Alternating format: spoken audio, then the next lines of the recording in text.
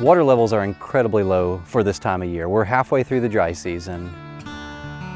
Water levels right now are 2 to 3 feet lower than they were this time last year, all along the Withlacoochee River.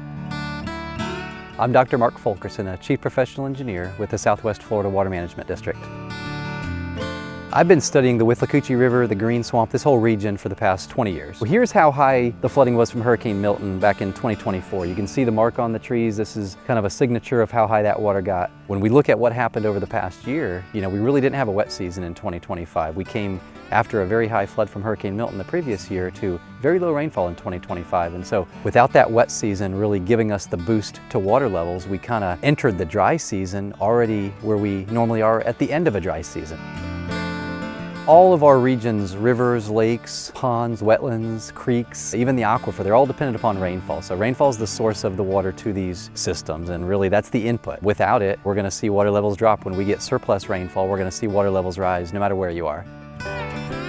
In the past 30 years, we've had about 4 extreme drought conditions, and they've come, about every 7 years or so on average. We've seen an extreme drought, and it's been about 9 years since we've had one. So, it seems like this year, coming into 2026, is going to be another one of those extremely dry years.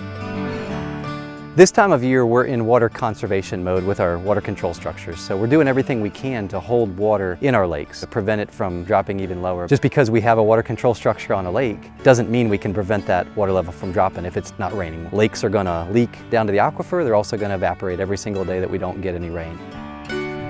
Typically, coming through the winter, we don't see water levels drop tremendously because temperatures are cooler, we don't have a ton of evaporation, the trees and plants aren't growing, sucking that water out. But once we hit the spring months, once we get into March, April, and May, that's really where we see a sharp decline in water levels, and really where we're starting already this low with water levels, it could be a drastic low condition this year. Normally mid-June is about where our summer rains kick in, but for many of our water resources, for the aquifer, for our rivers, for our lakes, it's going to take a while before we really start seeing water levels rise. We've got to see a lot of accumulated rain to get to that point. But these low water conditions are a cycle. We see it periodically in history. We're going to see very high water times as well. Things will change. We will see wetter conditions in the future. Exactly when that happens, it's hard to say. It all depends on the rainfall.